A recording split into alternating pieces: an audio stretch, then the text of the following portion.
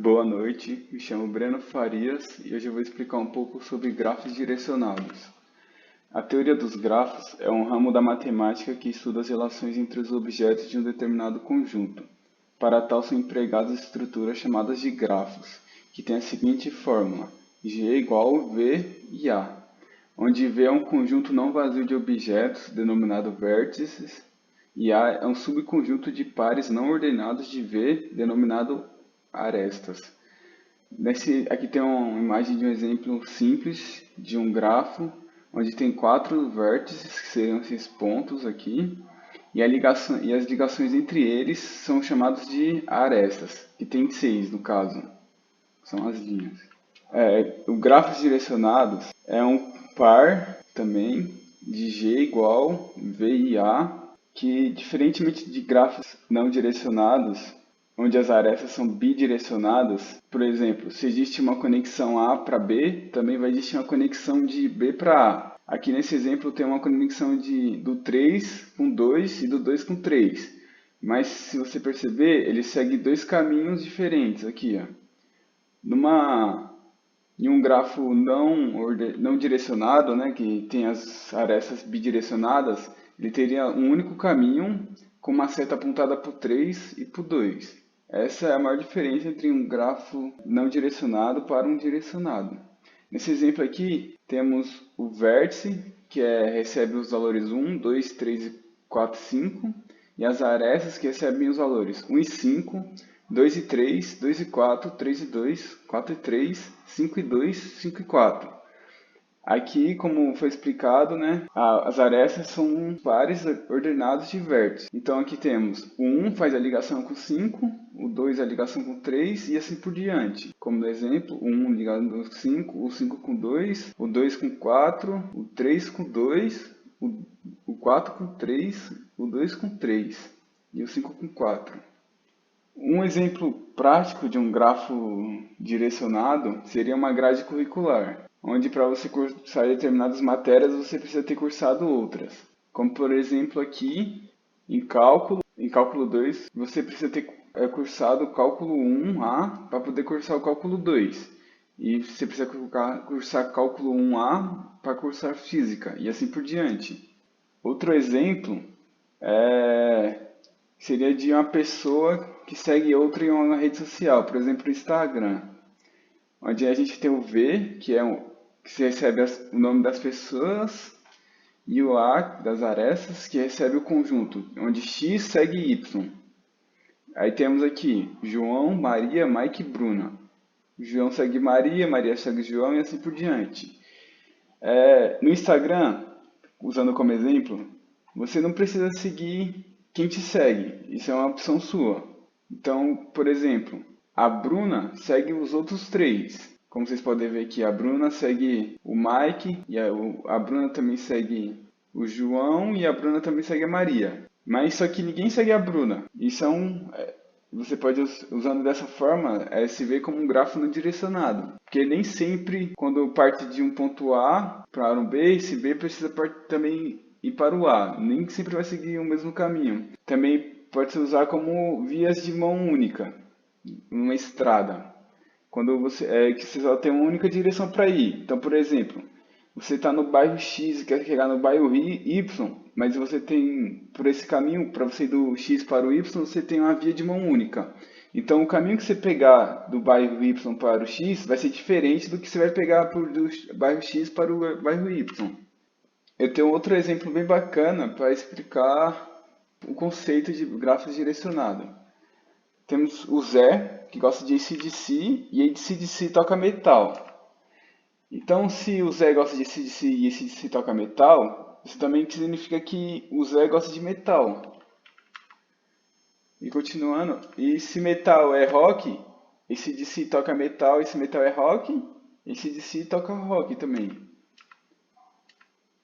Agora temos Emília. Emília gosta de Pink Floyd e Pink Floyd toca progressivo, que progressivo é rock. Emília também gosta de Katy Perry, que toca pop rock, e pop rock também é rock. Agora eu pergunto, Emília gosta de metal? Emília não gosta, porque nenhum desses que ela gosta aqui, Katy Perry e Pink Floyd, tocam metal. Eles tocam rock, eles tocam progressivo, que é rock, e pop rock, que também é rock, mas não metal. Isso pode ser usado com inteligência artificial para, por exemplo, produtos. Quando você pesquisa por algum produto ou compra algum produto na internet. Por exemplo, se a gente usar aqui os discos de AC/DC, Pink Floyd e Katy Perry. A Emília comprou o CD do Pink Floyd e da Katy Perry. Ela pode comprar o CD desse AC/DC? Dificilmente ela vai comprar, porque ela não tem nenhum artista que é metal, que toca metal. Os dois gostam, são rocks, mas nenhum é metal. E rock é música. Aí você pode, numa rede social, por exemplo, linkar a Emília com o Zé. Porque os dois gostam de música, porque rock é música e Zé gosta de rock e a Emília também gosta de rock. Então, se você tiver uma rede social, você poderia é, dar como sugestão o Zé para a Emília ou vice-versa, porque eles têm o mesmo gosto musical. Esse é um exemplo muito prático de como funciona um grafo direcionado. Obrigado aí, e essa foi a apresentação sobre grafos direcionados. Boa noite a todos. Meu nome é Rafael e eu irei estar apresentando sobre algoritmo de Warshall. Algoritmo de Warshall. O algoritmo proposto por Robert Floyd em 1962 é baseado no algoritmo de Stephan-Warshall do mesmo ano para cálculo de feixes transitivos em grafos. O algoritmo de Floyd-Warshall ele calcula os caminhos mais curtos entre todos os pares de vértices de um grafo direcionado e ponderado, que eventualmente possui arcos com peso negativo, mas que não possua ciclos de custo negativo. O algoritmo compara os caminhos entre os vértices I e J, passando por K vértices intermediários, sendo K igual a 1, K igual a N. Em outras palavras, todos os caminhos entre cada par de vértices são analisados. Uma matriz armazena o valor dos caminhos mais curtos entre os vértices, porém não há informação sobre a composição do caminho. Fórmula para o algoritmo de Warshall. Se MJ for maior que MK mais MKJ, então MJ será igual a MK mais MKJ. O que isso quer dizer? Fixa-se um vértice K do grafo. Para cada par J de vértices, é verificado se o menor caminho J conhecido entre I e J supera a soma do tamanho do caminho de I para K com o de K para J. Caso supere, o tamanho do menor caminho passa a ser essa soma. Exemplo de algoritmo de Warshall. O primeiro passo é criar uma matriz, nesse caso a gente está dando de A0, de dimensão n vezes n, onde n é o número de vértices do grafo. Nesse exemplo, a gente tem como número de vértices 2, que nos dá uma matriz de dimensão 4, de ordem 4. A linha e a coluna são indexadas como I e J, respectivamente, sendo I e J os vértices do grafo. Para cada elemento da matriz A e J é preenchida com a distância do vértice I ao vértice J.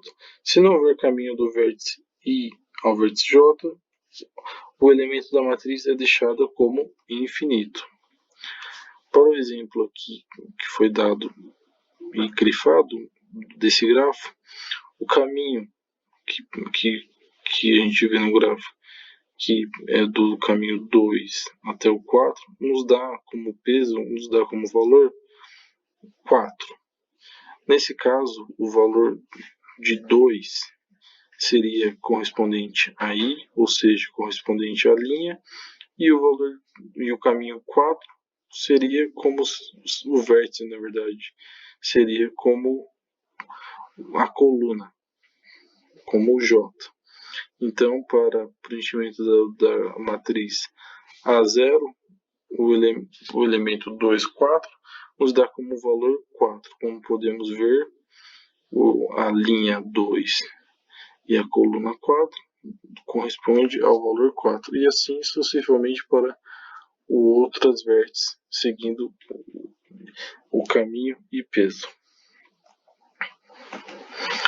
Para o passo 2, foi criada uma matriz A1 usando a matriz A0. Os elementos da primeira coluna e da primeira linha são deixados como estão, e as células restantes são preenchidas da seguinte maneira: seja K o vértice de congelamento no caminho mais curto da origem ao destino, nesta etapa K é o primeiro vértice, e A, o elemento A e J, é preenchido como A e K mais A, KJ, apenas se o valor de A e J for maior que A e K mais A, KJ. Ou seja, se a distância direta da origem ao destino for maior do que o caminho através do vértice K, então a célula será preenchida como A e K mais A, KJ. Nessa etapa, o K tem como valor, tem como vértice 1. Calculamos a distância do vértice de origem ao vértice do destino por meio desse vértice K. Então, nesse caso, como o valor de K é definido como 1, congelamos a coluna, a primeira linha e a primeira coluna. Para o exemplo do elemento 2, 4, jogando naquela fórmula que foi apresentada anteriormente no slide anterior, temos que o valor que se encontra na matriz A0 no elemento 2, 4, que dá um valor de 4, somatória do elemento que se encontra na matriz A0 no elemento 2, 1, que dá o valor de 2, e no elemento 1, 4, que dá o valor de 5, somando dá-nos o valor de 7, e essa condição ela dá como falsa. Então 4 não é maior que 7. Então o elemento que será preenchido na matriz no ponto 2.4, ou seja, na linha 2 e na coluna 4, será o valor de 4. E assim fazemos para o restante dos elementos. Da mesma forma, fazemos isso para a matriz A2, criando, claro, através da matriz A1. E similarmente para a 3 e a 4. Fixamos a linha e a coluna, a linha 3 e a coluna 3 para criar a matriz A3. E assim também para a matriz A4. Fixamos a linha 4 e a coluna 4.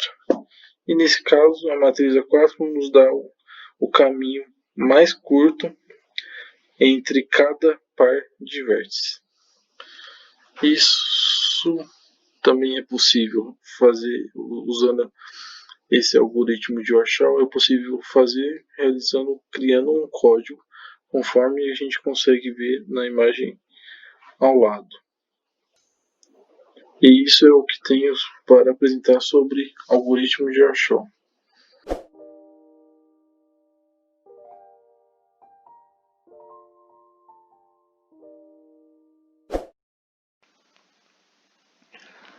Olá pessoal, boa noite. Meu nome é Jackson. Vou estar abordando o assunto sobre o circuito hamiltoniano. Bom, para começarmos, com o assunto, vamos começar pelo conceito do que é um caminho hamiltoniano.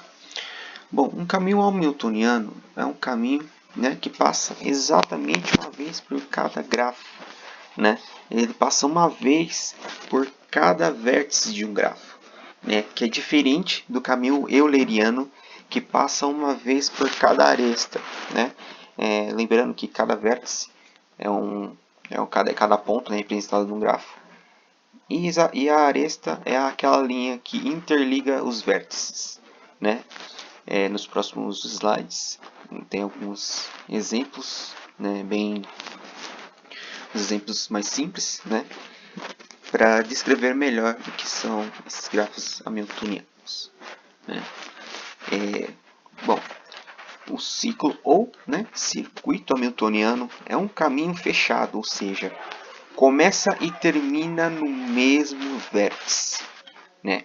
Ele vai, ou seja, ele vai passar por cada ponto, por cada vértice, né? Dependendo do quanto de vértices, né, tiver no gráfico, né? Ele vai executar um caminho, né, passando por todos os pontos, né, e retornar ao mesmo vértice, ao vértice que teve o ponto de partida, né? Vamos supor, ele começa no vértice A, passa pelo B, vai pelo C, passa pelo D, E volta pelo A, né? No próximo slide tem um exemplo para descrever melhor. E por último aqui temos o grafo hamiltoniano, né? Que é o grafo que contém o ciclo hamiltoniano. Aqui temos exemplo, né, de grafos hamiltonianos, né? A primeira figura, ela representava um grafo como um circuito hamiltoniano, né? Como no slide anterior foi representado, que cada vértice, né, pode apenas passar por cada vértice apenas uma única vez, como está representado nessa primeira figura.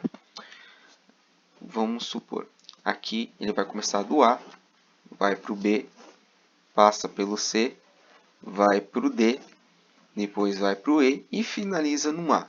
Como dito, né, aqui no slide anterior, né, é um caminho que passa exatamente uma única vez por cada vértice de um grafo, né, e né, um caminho fechado, né, que termina e começa no mesmo vértice. Foi esse exemplo aqui, que vem pelo A, passa pelo B, vem pelo C, depois desce para o D, vem pelo E e depois finaliza pelo A, que é o ponto de partida.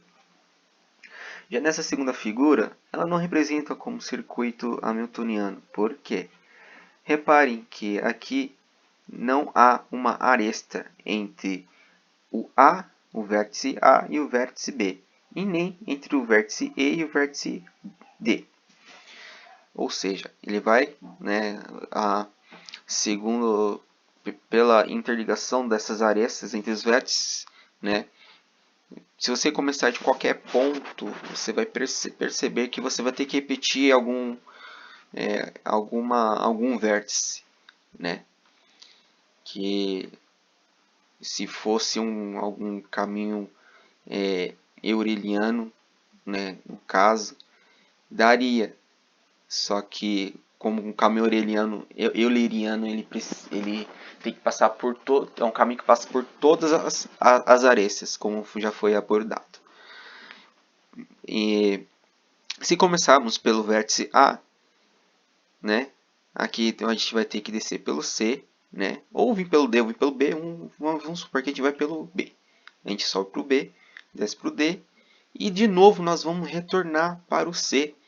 Né? Daí percebemos que não há uma possibilidade de passar por cada vértice sem repetir né, algum desses vértices aqui, né, que ele tem que começar a partir do ponto de partida, né, e retornar nele mesmo, né? Então nesse não tem como, não é um circuito hamiltoniano. Bom, como determinar se um gráfico é hamiltoniano?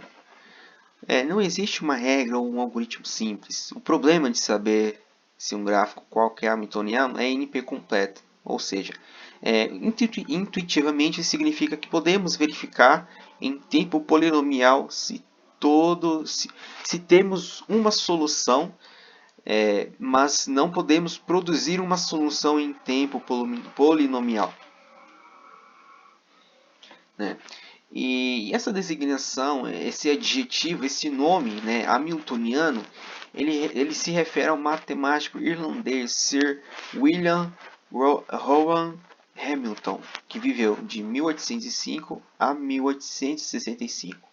No ano de 1857, Hamilton criou um jogo ao qual deu o nome de jogo icosiano, né, aludindo aos 20 vértices e 30 arestas do decaedro.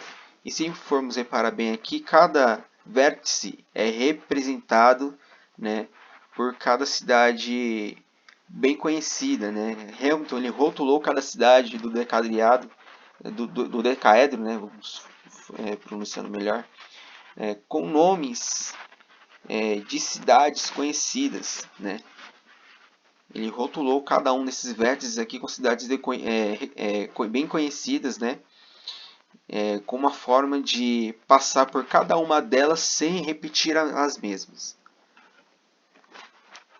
E aqui nesse próximo slide, próximo e último slide, temos aqui, né, o percurso que ela irá percorrer, né, sobre cada uma das cidades, aonde Hamilton desenhou, né, o circuito hamiltoniano, né, seu próprio grafo, né. Podemos começar daqui, né? Você vê que ele vem desse ponto, né? Se você for reparar bem nessa figura, ele não, né, está repetindo. Se começarmos daqui, ele vai vir para aqui, né? Ele vai passando por cada vértice, sem que repita nenhuma delas, né? Ele vai fazendo aqui, né, o circuito, né, o ciclo, né, como também é chamado, né? Vai passar por aqui. Terminar aqui, né? Passar por aqui e terminar aqui, né? Este é o circuito hamiltoniano, né? No próximo assunto vai ser abordado com exemplos mais específicos, né, sobre esse assunto, né? E espero que vocês tenham entendido, espero que vocês tenham gostado, né? Se tiver alguma dúvida que eu possa tirar, pode me perguntar. Ok? E este foi o assunto. Muito obrigado. Boa noite. Boa noite, professor. Boa noite, pessoal. Meu nome é Leonardo e vou estar dando continuidade sobre o trabalho de Jackson e William, que apresentaram sobre o caminho aureliano e o circuito hamiltoniano. Bom, vou dar um exemplo sobre quando utilizar cada um deles. Bom, aqui temos o problema do explorador. Vou citar cada um deles e depois vou explicar. Um explorador deseja visitar todas as rotas que existem entre as cidades N, que é possível achar um percurso que atravessa cada rota apenas uma vez, retornando ao ponto de partida. E o problema do viajante.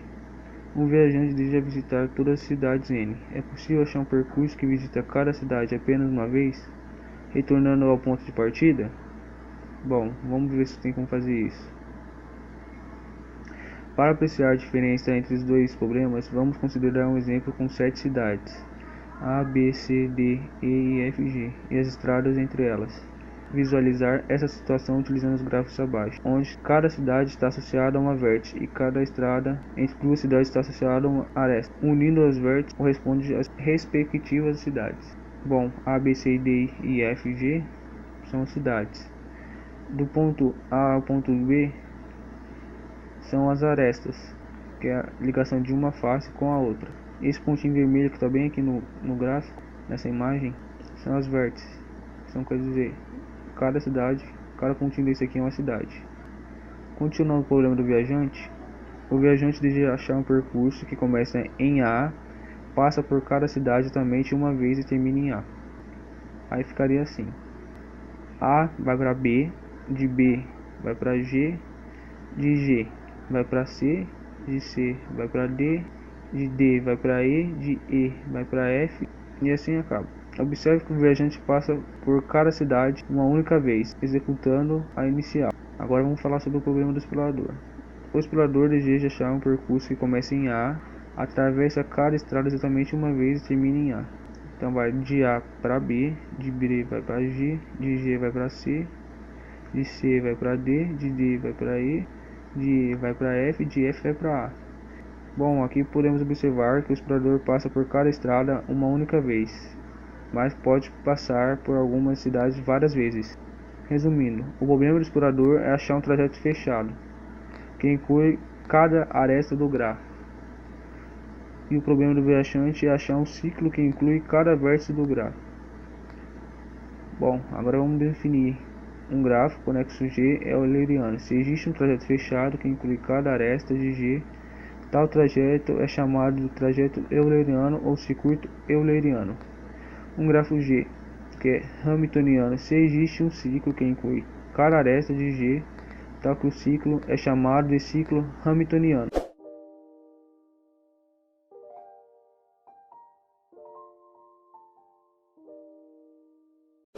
Boa noite a todos, eu, Matheus Souza Rosa, Gilson e Charlan iremos falar sobre o caminho mínimo e a árvore geradora mínima. O caminho mínimo consiste em encontrar o menor caminho entre dois nós. Entre os vários caminhos, aquele que possui o menor peso é chamado de caminho mínimo. Este peso representa a soma total dos valores dos arcos que compõem o caminho. E estes valores podem ser o tempo de viagem, a distância percorrida ou um custo qualquer do arco. Boa noite a todos, meu nome é Gilson e eu vou falar sobre o algoritmo de Dijkstra. O algoritmo de Dijkstra é um dos algoritmos que calcula o caminho de custo mínimo entre vértices de um grafo. Escolhido um vértice como raiz da busca, este algoritmo calcula o custo mínimo deste vértice para todos os demais vértices do grafo. Ele é bastante simples e com um bom nível de performance. Ele não garante, contudo, a exatidão da solução, caso haja presença de arcos com valores negativos. Este algoritmo parte de uma estimativa inicial para o custo mínimo e vai sucessivamente ajustando esta estimativa. Ele considera que um vértice estará fechado quando já tiver sido obtido um caminho de custo mínimo do vértice tomado como raiz da busca até ele. Caso contrário, ele dito estar aberto. Nós temos aqui um grafo ponderado e direcionado. Ponderado, todas as arestas possuem peso. Direcionados, arestas possuem direção pré-definida e só podem percorrer em um único sentido. No nosso passo 1, vamos definir com um ponto de partida I e com um ponto de chegada para o nosso caminho mínimo T. Definimos como estimativa para todos os nós infinito, que será representado pela cor cinza no exemplo. Vamos fechar o ponto de partida I representado pela cor azul. O ponto de partida aí será fechado porque ele é o menor caminho até ele mesmo. Passo 2. No nosso segundo passo, vamos percorrer as arestas possíveis no nosso grafo. Temos aqui duas opções de caminho para I. O I até A tem o valor de 6. Pela nossa estimativa inicial, A vale infinito e 6 é o menor que infinito. Portanto, nós vamos atualizar a nossa tabela A em I6.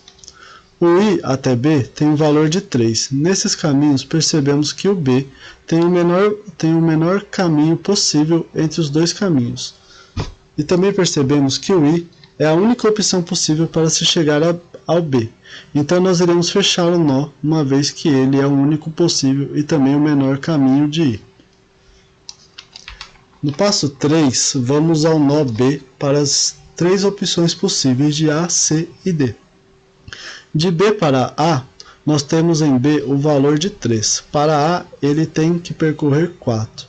Então, quando chegar a A, ele terá o valor de 7. Em A, nós temos o valor 6. 7 não é menor que 6, portanto, mantemos o I como o menor caminho possível para A. Em C, percorremos 2. B tem 3, mais 2 para C teremos 5. 5 é menor que infinito, então adicionaremos B5 na nossa coluna C. De B para D percorreremos 7. Em B nós temos 3. Com 7 chegaremos a D com 10 e adicionaremos a tabela B10 na coluna D. Percebemos aqui que o menor caminho possível para C é por B, então fecharemos o C.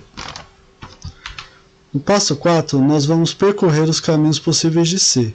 C até E vai percorrer 2, mas C tem 5, mais 2, 7. Adicionaremos C7 à nossa coluna E. De C para D, nós vamos percorrer 3. 5 mais 3 igual a 8. 8 é o menor que 10, que foi estipulado o valor anterior do nó B. Então, o nó D, vamos atualizar o nó D com C8. Que é o menor valor.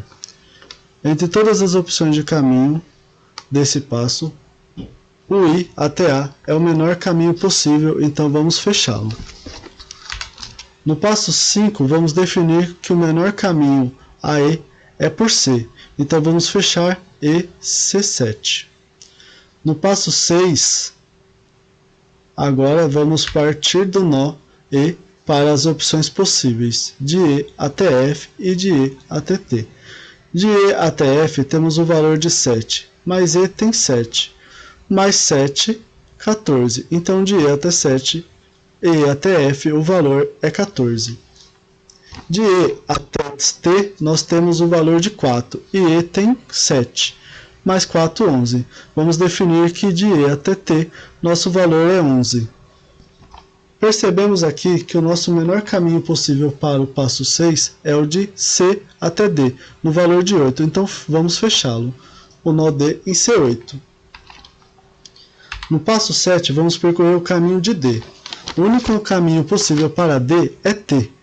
D tem o valor de 8, nós percorremos 2 até T, 2 mais 8 igual a 10, e fechamos o nosso caminho até T em D10, que é o menor caminho possível. Lembrando que não percorremos F porque não tem possibilidade de F ser o menor caminho até T. E agora vamos achar o caminho mínimo no nosso grafo. E para isso, vamos percorrer os nossos nós no sentido contrário, buscando quem fechou o nó e qual o caminho mínimo até esse nó. Então nós temos aqui D10. Em T, eu sei que o D é o menor caminho até T, então vamos até D. Em D, nós percebemos que quem fechou D foi C. C é o menor caminho até D, então nós vamos até C. Em C, nós percebemos que o menor caminho até C é B. B5, então vamos até B. Em B, nós percebemos que o menor caminho até B é por I. E aí fechamos o nosso caminho mínimo e a solução deste problema. I até B e C, D e T. É o menor caminho possível para este grafo, o caminho mínimo.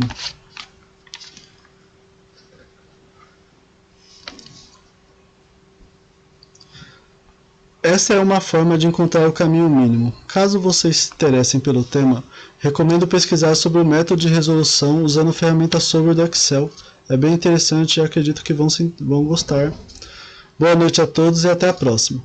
Uma árvore geradora é um subgrafo que contém todos os vértices de um grafo original, e um conjunto de arestas que permita conectar todos esses vértices na forma de uma árvore, sendo a menor estrutura a que conecta todos os vértices. Essa é chamada de árvore geradora mínima.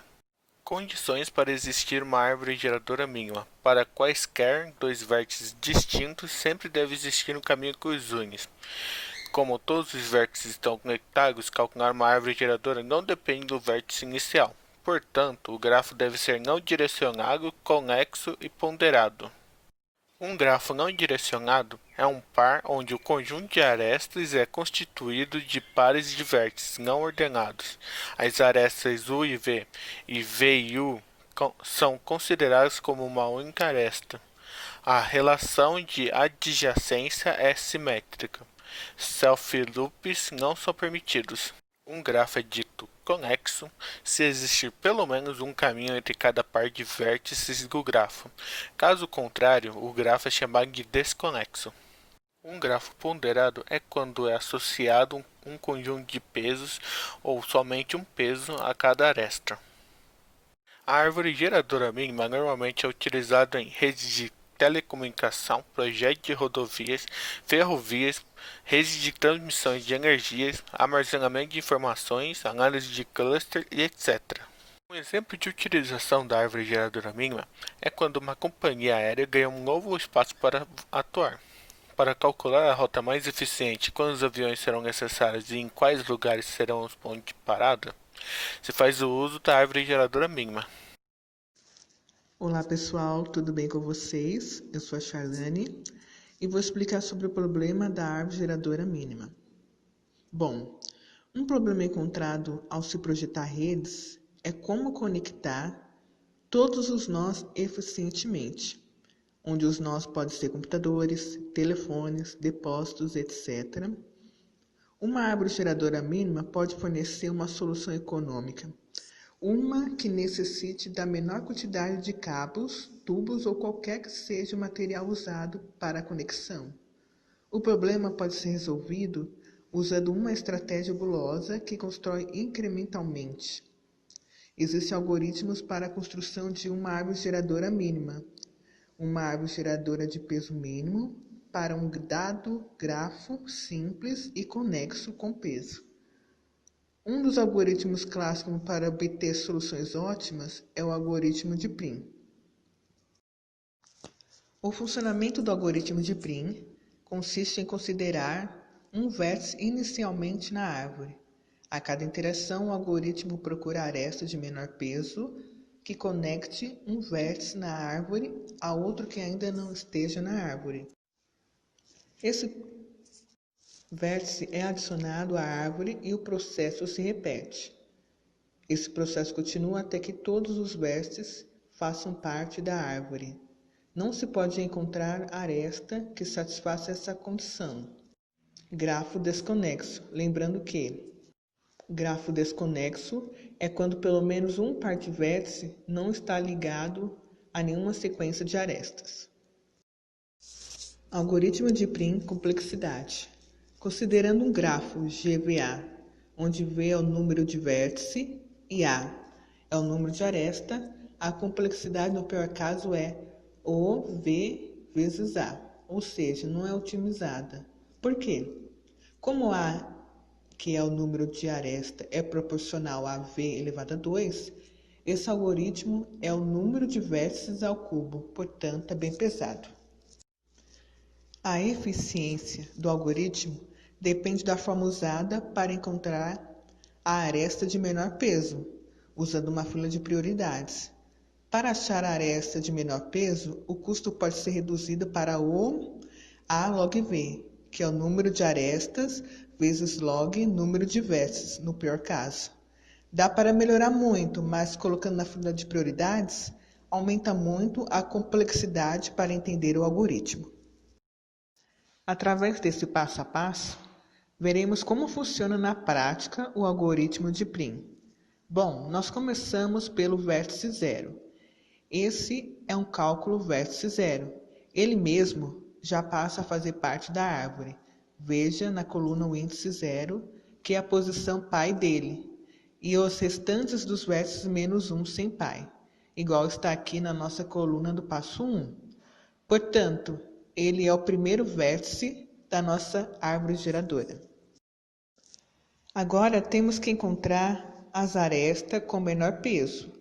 A partir do zero, que é o único vértice que eu tenho na árvore, então eu tenho o 6, o 5 e o 1. O 1 é o menor peso. Eu estou procurando a partir do vértice pai, algum vértice sem pai com menor peso. Portanto, é o vértice 2. O vértice 0 vai ser o pai do vértice 2, igual está aqui na coluna pai, na terceira linha. O vértice 2 passou a ter pai e deixou de ser menos 1 aqui, para estar na árvore geradora mínima. Vamos prosseguir com o passo 3. A partir do vértice 0 ou vértice 2, podemos procurar a menor aresta. Temos, portanto, o 6, o 5, e no vértice 2 temos a aresta 2, 4 e 6. Portanto, será a aresta com peso 2, que está no lado esquerdo. Poderia ser a do lado direito, poderia, mas o que mudaria era a ordem de visitação. Tem que procurar a menor, não estamos tratando casos iguais. Então ele encontrou o vértice 1, que não faz parte da árvore geradora, e ele tem uma aresta de menor peso a um dos vértices que estão na área. Portanto, ele passa a ser da árvore. Agora o vértice 2 é pai do vértice 1. Veja o número 2 alocado na coluna pai do passo 3. A nossa árvore geradora mínima possui os vértices 0, 2 e 1. A partir deles, vamos procurar a aresta de menor peso. O vértice 2 aqui, comparado aos outros pesos que são maiores, vamos pegar ele. O vértice 3 passa a fazer parte da árvore com o nó 2, sendo o pai do vértice 3. No passo 4, na coluna pai, o vértice 2, que é pai do vértice 3, se encontra na quarta linha. E o processo continua. Agora temos 4 vértices na árvore. Um deles vai ter uma aresta com menor peso que os demais. No caso, o vértice 2 possui aresta com peso 4, conectando o vértice 5. Portanto, o vértice 5 passa a ter pai o vértice 2. Agora temos somente um vértice no passo 5, que esse é o nosso número menos 1. Bom, vamos usar esses 5 vértices aqui para procurar o restante. No caso, o vértice 5, percebemos que ele possui uma aresta de menor peso com um nó, ou vértice que não está ligado à árvore. Então, agora o vértice 4 passa a ter pai o vértice 5. Todo mundo já tem pai, ninguém é mais ou menos 1. Fim do cálculo da árvore geradora mínima. Através dessa coluna, podemos traçar um caminho. Então, o pai do vértice 1 é o vértice 2, o pai do vértice 2 é o vértice 0, o pai do vértice 3 é o vértice 2, o pai do vértice 4 é o vértice 5, o pai do vértice 5 é o vértice 2. Conseguimos reconstruir as arestas, então, bem simples o cálculo. Observação: o algoritmo de Prim constrói uma única árvore ao longo do tempo. Como vimos, ele começou com um vértice e foi crescendo em uma única árvore.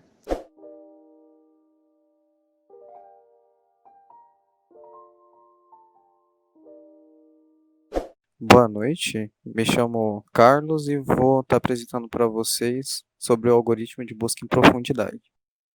Bom, o algoritmo de busca em profundidade, também chamado de DFS, ele é usado para fazer uma varredura, seja de uma árvore, uma estrutura de árvore ou um grafo, a fim de retornar algum valor desejado. Ou caso não tenha, simplesmente visitar todos os vértices e adjacências possíveis, sempre priorizando ir o mais fundo possível nas ramificações, antes que tenha que fazer um processo de retroceder, também chamado de backtracking. A busca ela se encerra quando achamos o valor que desejamos ou quando fazemos toda a varredura pelo grafo.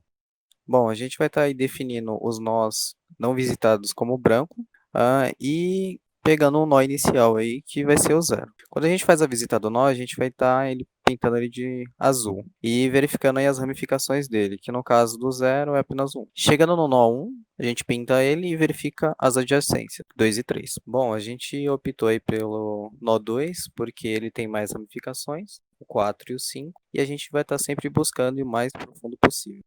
Aqui a gente foi para o nó 4, mas a gente poderia ir pelo 5 também, porque ambos não têm ramificação, foi só uma questão de seguir a linha. E a gente verifica aí que ele não tem nenhuma adjacência. No momento que o nó ele não tem mais adjacência, a gente aplica um backtracking. E esse fechamento que a gente está fazendo vai receber a cor vermelha. Bom, a gente voltou para o nó 2. E a gente vai estar aí verificando o vizinho não visitado do nó 2. Como a gente já foi no 4, a gente vai estar indo para o 5. Chegando no nó 5, a gente vai ver que ele não tem nenhuma adjacência. A gente aplica o fechamento e a gente retorna para o nó 2. Chegando no nó 2, a gente já consegue observar que a gente já passou no 4 e no 5, então não tem mais para onde a gente ir. A gente vai estar aí fechando o nó 2 e voltando para o nó anterior. Chegando no nó 1, a gente verifica quais são os vizinhos não visitados dele, que no caso seria o 3. A gente vai no 3, faz a marcação, verifica se tem ramificação. Não tem, a gente fecha e volta para o nó anterior. Chegando no nó anterior, que seria o 1, a gente verifica se tem algum lugar para ir, a gente já visitou todo mundo, fecha ele. A gente vai estar aí retrocedendo para o nó anterior, que seria o 0, e verificando se tem algum lugar para a gente ir. Bom, como não tinha mais lugares para a gente ir, a gente fecha ele e é aí que a gente encerra o nosso grafo, porque a gente já fez toda a varredura. Se caso o valor que a gente estivesse procurando tivesse em algum desses nós, no momento que a gente chegasse lá, a gente já estaria retornando o valor. Muito obrigado pela atenção e espero que tenham entendido. Olá pessoal, Patrick Feitosa aqui e irei apresentar sobre a busca em nível, também conhecida como busca em largura ou busca BFS, que significa Breadth First Search. Ele é um algoritmo de busca cujo percorre a estrutura de um grafo, sendo conhecido como um método de busca exaustivo, percorrendo todas as arestas e nós de um grafo, garantindo que nenhuma aresta ou nó seja revisitada fazendo uso de uma estrutura de dados chamada fila, na qual garante que o primeiro nó que visitamos será o primeiro a ser fechado. Com a busca em nível, começaremos pelo nó raiz, e então passaremos a visitar todos os nós vizinhos, então esse processo é repetido até percorrermos todos os nós do grafo. Utilizaremos o grafo a seguir como exemplo. Os nós em cor branca são os nós que não foram visitados ainda, os nós cinza são os que ainda estão na nossa estrutura de fila, ou seja, que ainda estão sendo visitados, porém ainda não foram fechados. E os nó de cor preta são os que já foram visitados, não possuem nenhum vizinho, que ainda não foi visitado, e por isso foram fechados. Iniciamos pelo nosso nó raiz, o número 6. Através disso, buscaremos por todos os nós vizinhos do número 6, que nesse caso seria apenas o número 4, e como o número 6 não possui mais nenhum vizinho, nós o fechamos. Agora passaremos a visitar os vizinhos do nó 4, que são os 3 e o 5. Como o nó de número 4 não possui mais nenhum vizinho, nós o fechamos. Agora buscaremos pelos vizinhos do número 3, sendo este apenas 2, e novamente, como o número 3 não possui mais nenhum vizinho, ele é fechado. Agora visitaremos o nosso nó de número 5 e checamos os vizinhos do mesmo, nesse caso sendo o 2 e o nó 1. Então, fecharemos o nó 5, porque ele não possui mais nenhum vizinho, e o mesmo repetido com o nó 2, já que teve todos os vizinhos visitados, que nesse caso era o nó 1. E fechamos também o nó 1. Bom pessoal, essa foi a busca em nível, ou também conhecida como busca em largura. Espero que todos tenham compreendido e muito obrigado.